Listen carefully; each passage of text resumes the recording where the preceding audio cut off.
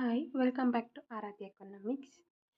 ಇವತ್ತು ಫಿಫ್ತ್ ಚಾಪ್ಟ್ರಲ್ಲಿ ಬರುವಂತಹ ಒಂದು ಟಾಪಿಕನ್ನು ಎಕ್ಸ್ಪ್ಲೈನ್ ಮಾಡ್ತಾ ಇದ್ದೀನಿ. Profit maximisation in perfect competition market. ಇದರಲ್ಲಿ 3 ಕಂಡೀಷನ್ಸ್ ಬರುತ್ತೆ. 3 ಕಂಡೀಷನ್ಸನ್ನು ನಾನು ಎಕ್ಸ್ಪ್ಲೈನನ್ನು ಮಾಡ್ತಾ ಇದ್ದೀನಿ ವಿತ್ ಡಯಾಗ್ರಾಮ್. ಓಕೆ, ಸೊ ನೀವು ಈ ಕ್ವಶನ್ಗೆ ಏನಾದರೂ ಆನ್ಸರ್ ಮಾಡಬೇಕು ಅಂತ ಹೇಳಿದ್ರೆ ವಿತ್ ಡಯಾಗ್ರಾಮ್ ಎಕ್ಸ್ಪ್ಲೈನ್ ಮಾಡಿದ್ರೆ ಮಾತ್ರ ನಮಗೆ ಗುಡ್ ಮಾರ್ಕ್ಸನ್ನು ಸ್ಕೋರ್ ಮಾಡ್ಬೋದು. ಓಕೆ, ಸೊ ಕನ್ನಡದಲ್ಲಿರುತ್ತೆ, ನೀವು ಈಸಿಯಾಗಿ ಅರ್ಥ ಮಾಡ್ಕೋಬೋದು. ಈ ಒಂದು ಚಾಪ್ಟ್ರಲ್ಲಿ ಇರೋಂಥ ಅಷ್ಟು ಕಾನ್ಸೆಪ್ಟನ್ನು ನೀವು ಈ ಸ್ಲೈಡಲ್ಲಿ ನೋಡ್ತಾ ಇದ್ದೀರಾ. ಫಸ್ಟು ಪರ್ಫೆಕ್ಟ್ ಕಾಂಪಿಟೇಷನ್ ಆಲ್ರೆಡಿ ಒಂದು ವಿಡಿಯೋ ಇದೆ. ರೆವಿನ್ಯೂ ಬಗ್ಗೆನೂ ನಾನು ಆಲ್ರೆಡಿ ವಿಡಿಯೋ ಮಾಡಿದ್ದೀನಿ.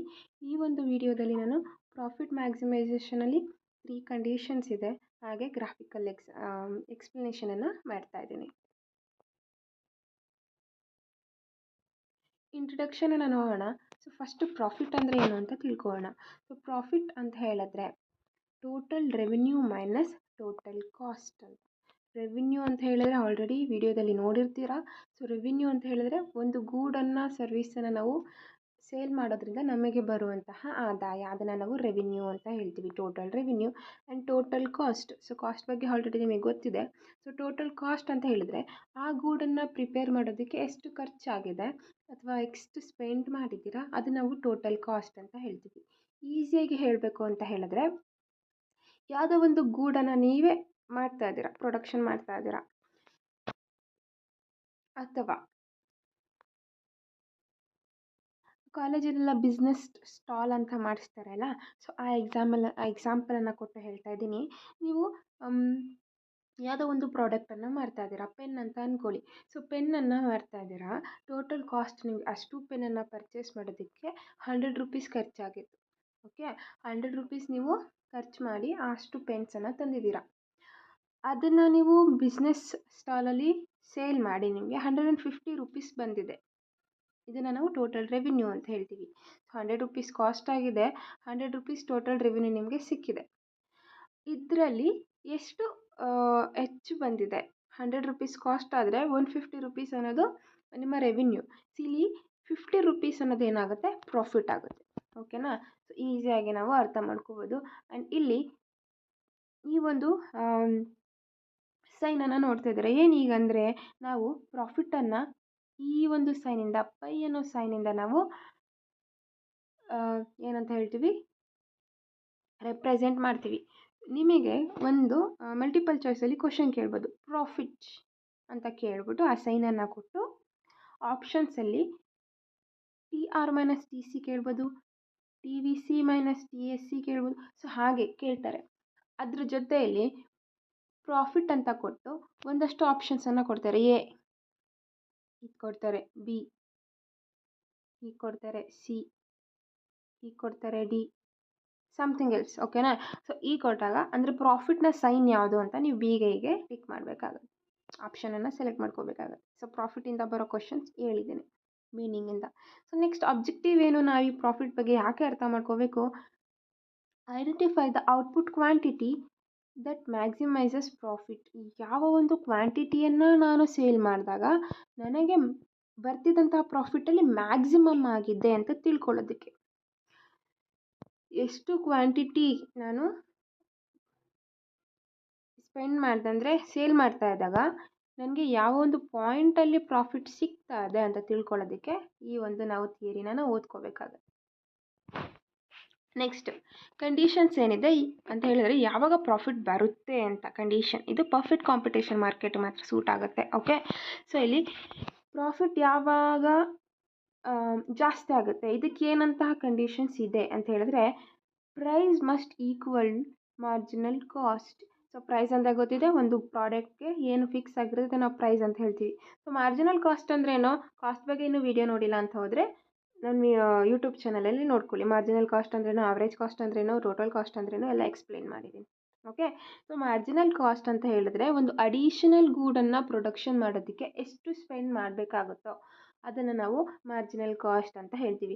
ಆಲ್ರೆಡಿ 100 ಗೂಡ್ಸ್ಗಳನ್ನು ಪ್ರೊಡಕ್ಷನ್ ಮಾಡಿದ್ದೀರಾ, ಪ್ಲಸ್ ಒಂದು ಎಕ್ಸ್ಟ್ರಾ ಗೂಡನ್ನು ಪ್ರೊಡಕ್ಷನ್ ಮಾಡಬೇಕಾಗತ್ತೆ. 100 ಗೂಡನ್ನು ಪ್ರೊಡಕ್ಷನ್ ಮಾಡೋದಕ್ಕೆ ಆದಂತಹ ಖರ್ಚೇ ಇಲ್ಲಿ ಮಾರ್ಜಿನಲ್ ಕಾಸ್ಟಿಗೆ ಆಗಲ್ಲ, ಜಾಸ್ತಿ ಆಗುತ್ತೆ. ಓಕೆನಾ, ಒಂದು ಎಕ್ಸ್ಟ್ರಾ ಅಡಿಷನಲ್ ಆಗಿ ನೀನು ಪ್ರೊಡಕ್ಷನ್ ಮಾಡಬೇಕು ಅಂತ ಹೇಳಿದ್ರೆ ಜಾಸ್ತಿ ಆಗುತ್ತೆ. ಸೊ ಈ MC ಅನ್ನೋದು ಯಾವುದಕ್ಕೆ ಈಕ್ವಲ್ ಆಗಿರಬೇಕು? ಪ್ರೈಸ್ಗೆ ಈಕ್ವಲ್ ಆಗಿರಬೇಕು. ಆಗ ಮಾತ್ರ ಪ್ರಾಫಿಟ್ ಅನ್ನೋದು ಆಗುತ್ತೆ. Okay, next marginal cost must B non decreasing at cure ಅಂತ ಹೇಳಿದ್ರೆ ನಾನ್ ಡಿಕ್ರೀಸ್ ಅಂದರೆ ಡಿಕ್ರೀಸ್ ಆಗಬಾರ್ದು. ಆ ಒಂದು ಪಾಯಿಂಟಲ್ಲಿ ಎಲ್ಲಿ ಡಿಕ್ರೀಸ್ ಆಗುತ್ತೋ ಮಾರ್ಜಿನಲ್ ಕಾಸ್ಟ್ ಅನ್ನೋದು ಪ್ರೈಸ್ಗಿಂತ ಎಲ್ಲಿ ಕಡಿಮೆ ಆಗುತ್ತೋ ಆಗ ಏನಾಗುತ್ತೆ, ಏನು ನಿಮ್ಮ ಪ್ರಾಫಿಟ್ ಕಡಿಮೆ ಆಗ್ತಾ ಬರುತ್ತೆ. ಇದಕ್ಕೆ ನಾವು ಡಯಾಗ್ರಾಮಿಂದ ಎಕ್ಸ್ಪ್ಲೇನ್ ಮಾಡಬೇಕಾಗತ್ತೆ. Next, in the short run price must be greater than average variable cost.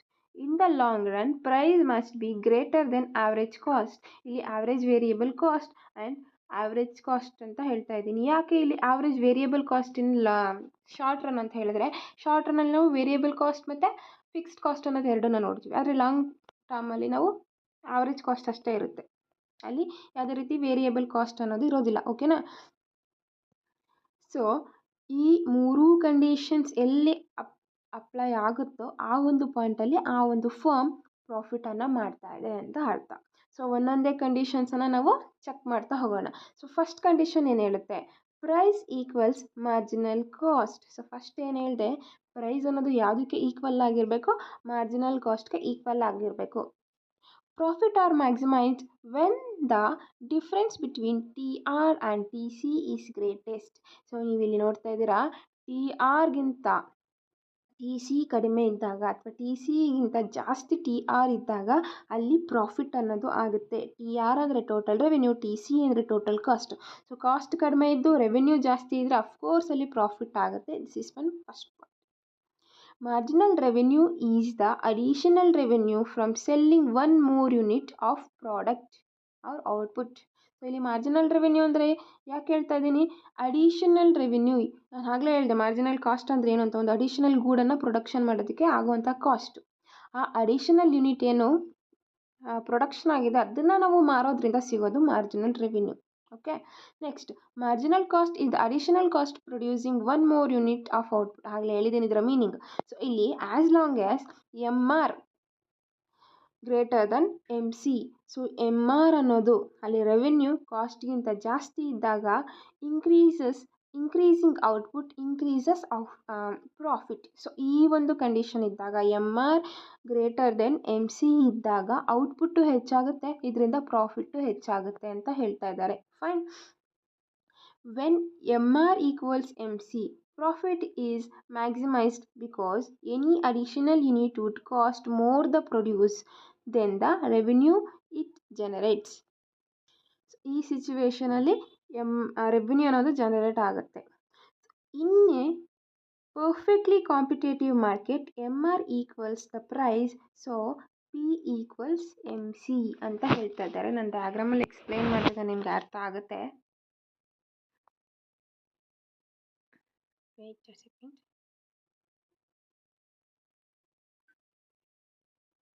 So ಈ ಒಂದು ಡಯಾಗ್ರಾಮಲ್ಲಿ ನೀವು ನೋಡ್ಬೋದು, this one is P curve ಅಂದರೆ price curve. Here output and here price and marginal cost. Okay, so here we can see MC curve. MC curve ಅನ್ನು ನಾವಿಲ್ಲಿ ನೋಡ್ಬೋದು blue ಲೈನಲ್ಲಿ ಇರುವಂಥದ್ದು. So that one is MC curve. First Q1 quantity production ಆಗ್ತಾ ಇದ್ದಾಗ, ಒಂದು firm ಪ್ರೊಡಕ್ಷನನ್ನು start ಮಾಡಿದಾಗ ಏನಾಗುತ್ತೆ ಅಂತ ಹೇಳಿದ್ರೆ ಅದರ ಮಾರ್ಜಿನಲ್ ಕಾಸ್ಟ್ ಅನ್ನೋದು ಯಾವಾಗಲೂ ಹೈ ಇರುತ್ತೆ. ಸೊ ಇಲ್ಲಿ ಝೀರೋ ಇಲ್ಲಿ ಸ್ಟಾರ್ಟ್ ಮಾಡಿದಾಗ ಮಾರ್ಜಿನಲ್ ಕಾಸ್ಟ್ ಪರ್ಫೆಕ್ಟ್ ಪ್ರೈಸ್ ಅಥವಾ ಏನು ಫಿಕ್ಸ್ಡ್ ಪ್ರೈಸ್ ಏನಿರುತ್ತೆ ಪರ್ಫೆಕ್ಟ್ ಕಾಂಪಿಟೇಷನ್ ಮಾರ್ಕೆಟಲ್ಲಿ ಅದಕ್ಕಿಂತ ಹೆಚ್ಚಾಗಿರುತ್ತೆ. ಓಕೆ, ಅದಾಗ್ತಿದ್ದಂಗೆ ಕ್ವಾಂಟಿಟಿ ಹೆಚ್ಚಾಗ್ತಾ ಹೋದಾಗೆ, ಪ್ರೊಡಕ್ಷನ್ ಮಾಡೋ ಕ್ವಾಂಟಿಟಿ ಹೆಚ್ಚಾಗ್ತಾ ಹೋದಾಗೆ ಈ MC curve marginal cost curve ಅನ್ನೋದು ಪ್ರೈಸ್ ಕರ್ವ್ಗೆ ಈಕ್ವಲ್ ಆಗುತ್ತೆ. ಯಾವ ಒಂದು ಪಾಯಿಂಟಲ್ಲಿ? A ಅನ್ನೋ ಒಂದು ಪಾಯಿಂಟಲ್ಲಿ. ಸೊ ಎರಡು ಈಕ್ವಲ್ ಆಗುತ್ತೆ. ಅದರ ಅರ್ಥ ಏನು? Marginal cost equals to P or P equals to marginal cost. Okay, so marginal cost ಯಾವ ಒಂದು ಪಾಯಿಂಟಲ್ಲಿ ಈಕ್ವಲ್ ಆಗಿದೆ? A ಕ್ವಾಂಟಿಟಿ ಪ್ರೊಡಕ್ಷನ್, A ಒಂದು ಕಾಂಬಿನೇಷನಲ್ಲಿ Q1 ಕ್ವಾಂಟಿಟಿಯಷ್ಟು ಪ್ರೊಡಕ್ಷನ್ ಆದಾಗ.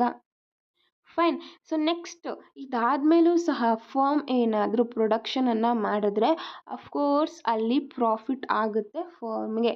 ಯಾಕೆ ಇಲ್ಲಿ ಮೊದಲು ಲಾಸ್ ಆಗ್ತಾಯಿತ್ತು, 0ಇಂದ Q1ವರೆಗೂ ಪ್ರೊಡಕ್ಷನ್ ಮಾಡಬೇಕಾದ್ರೆ, ಅದಾದಮೇಲೆ ಲಾಭ ಆಗಿದೆ. ಒಂದು ಸೆಕೆಂಡ್. ಸೊ ಇಲ್ಲಿ ನೀಟಾಗಿ ಡಯಾಗ್ರಾಮ್ ಕಾಣುತ್ತೆ, ಅದಕ್ಕೋಸ್ಕರ. ಸೊ ಈ ಡಯಾಗ್ರಾಮಲ್ಲಿ ನಾವು ನೋಡಿದಾಗೆ this one is P, price line, and this one is MC curve. Okay. So starting ಒಂದು ಫರ್ಮ್ ಪ್ರೊಡಕ್ಷನ್ ಸ್ಟಾರ್ಟ್ ಮಾಡಿದಾಗ Q1ಗಿಂತ ಕಡಿಮೆ ಇದ್ದಾಗ ಅದರ ಮಾರ್ಜಿನಲ್ ಕಾಸ್ಟು ಜಾಸ್ತಿ ಇರುತ್ತೆ. ಹಾಗೆ ಪ್ರೊಡಕ್ಷನ್ ಮಾಡ್ತಾ ಮಾಡ್ತಾ ಹೋದಾಗೆ ಅದು ಆ ಪರ್ಫೆಕ್ಟ್ ಕಾಂಪಿಟೇಷನ್ ಮಾರ್ಕೆಟಲ್ಲಿರುವಂತಹ ಪ್ರೈಸ್ಗೆ ಈಕ್ವಲ್ ಆಗುತ್ತೆ. ಓಕೆನಾ. ಸೊ ಯಾವಾಗ ಈಕ್ವಲ್ ಆಗುತ್ತೆ, ಆ ಲಾಸ್ ಆಗ್ತಿತ್ತಲ್ಲ ಮುಂಚೆ ಅದು ಕಟ್ ಆಫ್ ಆಗುತ್ತೆ. ಅದಾದಮೇಲೂ ಸಹ ಪ್ರೊಡಕ್ಷನನ್ನು ಅವರು ಮುಂದುವರಿಸಿದ್ದಾರೆ ಆ ಒಂದು ಫರ್ಮ್. ಆ ಒಂದು ಟೈಮಲ್ಲಿ ನೆಕ್ಸ್ಟ್ Q2, Q3, Q4 ಬರೋವರೆಗೂ ಪ್ರಾಫಿಟ್ ಅನ್ನೋದು ಇರುತ್ತೆ. ಯಾಕೆ ನೋಡಿ, ನೀವು ನೋಡ್ಬೋದು ಮಾರ್ಜಿನಲ್ ಕಾಸ್ಟ್ ಅನ್ನೋದು ತುಂಬ ಲೋ ಬಂದಿದೆ ಪ್ರೈಸ್ಗಿಂತ. ಸೊ ಆವಾಗ ಏನಾಗುತ್ತೆ, ಇಷ್ಟು ಪ್ರಾಫಿಟನ್ನು ಅಂತ ಹೇಳಿದ್ರೆ ಅವರು ಇಷ್ಟು ಪ್ರಮಾಣದಲ್ಲಿ ಪ್ರಾಫಿಟನ್ನು ಮಾಡ್ತಾ ಹೋಗ್ತಾರೆ, ಇಷ್ಟು ಕಾಸ್ಟ್ ಆಗುತ್ತೆ. ಓಕೆನಾ. ಸೊ ಈ ರೀತಿ ಅವರು ಪ್ರಾಫಿಟನ್ನು ಗಳಿಸ್ತಾರೆ. Q2, Q3, Q4ವರೆಗೂ ಪ್ರಾಫಿಟ್ ಬರುತ್ತೆ. ಸೊ ಬಿ ಪಾಯಿಂಟ್ ಏನಿದೆ, ಬಿ ಪಾಯಿಂಟಲ್ಲಿ ಮತ್ತೆ ಏನಾಗುತ್ತೆ, price it is equals to marginal cost. A point ಥರನೇ ಬಿ ಪಾಯಿಂಟಲ್ಲೂ ಮಾರ್ಜಿನಲ್ ಕಾಸ್ಟ್ಗೆ ಈಕ್ವಲ್ ಆಗುತ್ತೆ. ಅದಕ್ಕೂ ಮೇಲೆ ನಾನು ಪ್ರೊಡಕ್ಷನನ್ನು ಮಾಡ್ತೀನಿ, ಆ ಒಂದು ಫರ್ಮ್ ಮತ್ತು ಪ್ರೊಡಕ್ಷನನ್ನು ಮುಂದುವರಿಸ್ತು ಅಂತ ಹೇಳಿದ್ರೆ Q5, Q6ಗೆ ಹೋದಾಗೆ ಮಾರ್ಜಿನಲ್ ಕಾಸ್ಟ್ ಮತ್ತೆ ಹೈ ಆಗುತ್ತೆ. ಅವರು ಎಷ್ಟು ಪ್ರಮಾಣದಲ್ಲಿ ಲಾಸನ್ನು ಅನುಭವಿಸ್ತಾರೆ ನೋಡಿ, ಇಲ್ಲಿ ನಾನು ಗ್ರೀನಲ್ಲಿ ಮಾರ್ಕ್ ಮಾಡ್ತಾ ಇದ್ದೀನಿ. ಮತ್ತು ಅಷ್ಟು ಒಂದು ಕ್ವಾಂಟಿಟಿಯಲ್ಲಿ ಲಾಸನ್ನು ಅವರು ಫೇಸ್ ಮಾಡಬೇಕಾಗತ್ತೆ. ಓಕೆ. ಇದಕ್ಕೆಲ್ಲ ನ್ಯೂಮರಿಕಲ್ ಎಕ್ಸಾಂಪಲ್ಸ್ ಅವಶ್ಯಕತೆ ಇರಲ್ಲ. ನೀವು ಅಂಡರ್ಸ್ಟ್ಯಾಂಡ್ ಮಾಡ್ಕೋಬೇಕು ಏನಂತ ಅಂತ ಹೇಳಿದ್ರೆ, ಹೀಗೆ ಹೋಗ್ತಾ ಇದ್ರೆ ಅದು ಇಂಕ್ರೀಸು, ಅದೇ ರೀತಿ ಹೀಗೆ ಹೋಗಿದ್ರೆ ಇಂಕ್ರೀಸು. ಇಲ್ಲಿ ಪ್ರೈಸು ಇಲ್ಲಿ 1, 2, 3, 4, 5, 6 ಆ ರೀತಿ ಪ್ರೈಸು. ಹಾಗೆ ಹೀಗೆ ಹೋಗ್ತಾಯಿದೆ, ಪ್ರೊಡಕ್ಷನ್ ಹೆಚ್ಚಾಗುತ್ತೆ ಅಂತ. ಇದೆಲ್ಲ ಕಾಮನ್ ಸೆನ್ಸ್ ನಾವು ಅರ್ಥ ಮಾಡ್ಕೋಬೇಕು ಡಯಾಗ್ರಾಮನ್ನು ನೋಡ್ತಾ ಇದ್ದಾಗ. ಓಕೆನಾ. ಸೊ ಹೀಗೆ ಎ ಪಾಯಿಂಟಲ್ಲಿ ಏನಾಗ್ತಾ ಇದೆ, MC that is equals to price. So first condition ಏನಾಯಿತು, ಈ ಎ ಪಾಯಿಂಟಲ್ಲಿ ಮೀಟ್ ಆಯಿತು, ಹೌದಲ್ವಾ. ಸೊ ಹಾಗಿದ್ರೆ ಪ್ರಾಫಿಟ್ ಆಯಿತಾ.